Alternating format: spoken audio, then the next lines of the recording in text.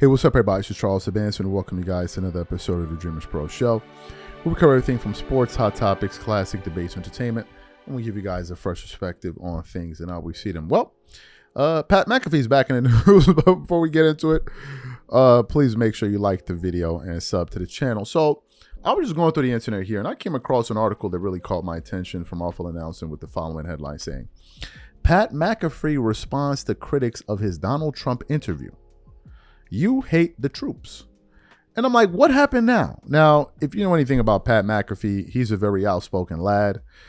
He recently called out his own colleagues at ESPN for promoting some third-party app or whatever it is to get people to go watch games because of the dispute that ESPN and YouTube TV were having. He's also made headlines for calling out ESPN executives. He's also said that people have tried to sabotage him.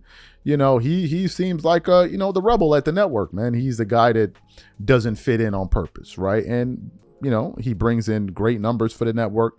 I remember the time he signed that, was it an $85 million licensing deal? Prior to that, he was with FanDuel for over $100 million deal. So, Pat McAfee is doing big things, and I think that what makes him work for that network is that he's himself. Now, whether you like him or dislike him, that's up to you. I don't watch the Pat McAfee show because I think it has to do a lot with NFL-based content, and I'm not really an NFL guy, so I don't really keep up with him in terms of the day-to-day. If I don't see these articles talking about what Pat said, or I wouldn't know what's going on with him. But anyway, Pat McAfee is getting at his critics for his interview with Donald Trump. Now, as you guys know, it ain't no secret that it's a politically charged environment that we have in the United States today, and it's going to get a lot worse. There's a video that I'm planning to watch from Voidzilla. As you guys know, the Epstein files are now beginning to come out, so I got to watch that. So it's just a bunch of crazy stuff, right? So this Pat McAfee story just fits right in with the way things are going. So I then began to go through the article, and then I wanted to look for the actual sound of, Pat McAfee responding to his critics. And luckily, I was able to find it from a link that they posted on Twitter. So what we want to do is play the sound of what Pat McAfee had to say to his critics. And then want to come back and react to, what he had to say. Take a listen to Pat McAfee here.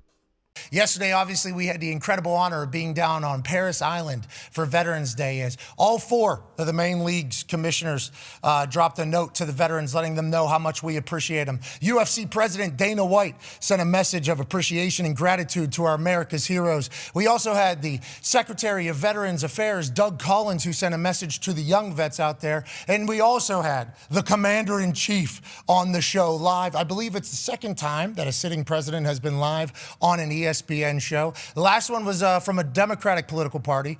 This one obviously representing, I guess, the Republican political party. But in my eyes, he's the leader of the military, and we were celebrating the hell at a Veterans Day. Now, there are people who are certainly not the most happy that happened, but what I would like to say, every veteran military person I talked to is very grateful and thankful that we spotlighted the heroes of America who walk amongst us, who are willing to sign a line and go for the United States of America as opposed to anything else. So if you're against what happened yesterday, I'd like to say you hate the troops, and you should go ahead and swallow that, and you can take that to where you want to go. And any president, okay, willing to come on our Veterans Day celebration spotlight show, Commander-in-Chief, head of military, we would be very open to. So we would like to let any president know going forward that if we were allotted the opportunity to go to Paris Island for the first time ever and have a live show in front of actual Marines while they're doing their thing, and if we're going to celebrate Veterans Day, and we're going to have all four of the commissioners, the heads of every single league in the United States of America, basically, and also have the president of the UFC global thing come on, and the sergeant major of the Marines, if future presidents, you always be welcome. Boom. Also, it was missed. I did reach out to President Obama's team. Okay, President Obama talked to multiple people in President Obama's team.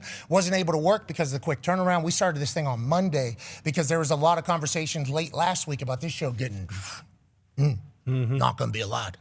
There were some people in the government, obviously, that found out about this very late that said, wait, he's going to be allowed to be on Paris Island? We're in the middle of a government shutdown. There's no way. Is any other show allowed on any? Is any other show allowed? No. Well, why the hell is this guy allowed? So end of last week, there was a lot of doubt, and I completely understood the doubt. I thought it was crazy that it was even going to potentially be happening anyways. So once we got the clear and the go-ahead and the stage was built on Sunday on Paris Island in front of that beautiful Iwo Jima statue, it was an incredible thing. As soon as I found out that it was real, then I started piecing the show together because I had no idea if I was just going to be wasting my time doing it before then. So everybody that responded within a 12-hour period, I am so incredibly grateful for, and we are so lucky that we got a chance to spotlight the greats who walk among us, and we appreciate the hell out of the Marines for the hospitality, and you guys are the greatest. What a day yesterday. Hell yeah. What a day yesterday. Got a lot of people saying mean stuff to me. Got a lot of people saying mean stuff to me. Yep. Got a lot of people that don't know what a football looks like telling me they're never watching my show again. And I would like to let you know, good. Let's move on. Excellent. So you heard what he had to say. I also want to read just a few parts of what he had to say here in the article. The article then says McAfee reiterated that he had extended an invitation to former President Barack Obama to appear on Veterans Day episode, which they weren't able to make happen due to scheduling conflict. He also stated that the United States president has an open invite to appear on future Veteran Days, blah, blah, blah. And then it goes on to say that, right? And then he said what he had to say there. What are my thoughts about this? Look, I think McAfee has the right to defend what he believes. And what he believes is that he's going to interview the president.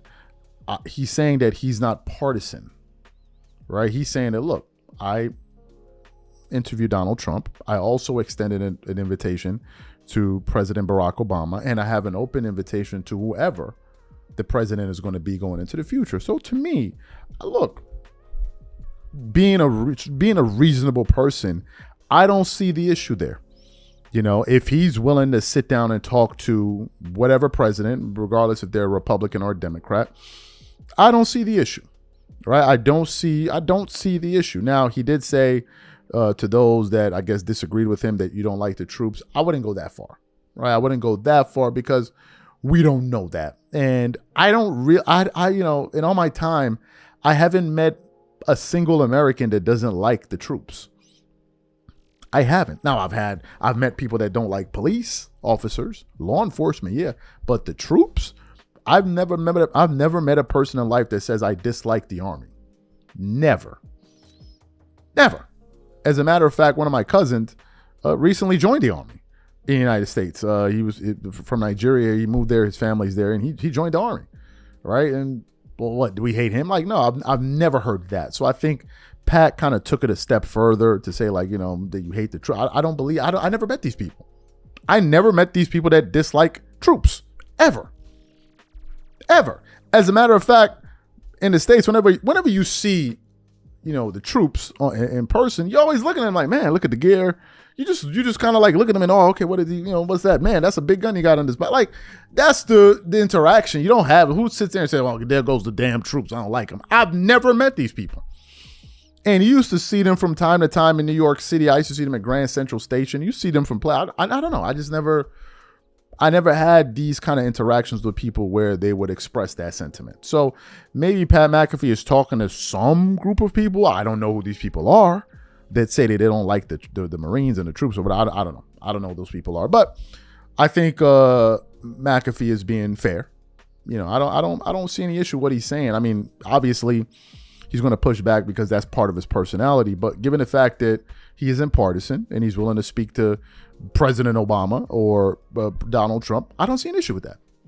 That's just me. These are my thoughts. Whatever you guys think, please leave your thoughts and comments in the comment section. We catch you guys on the next show. I'm out. Peace.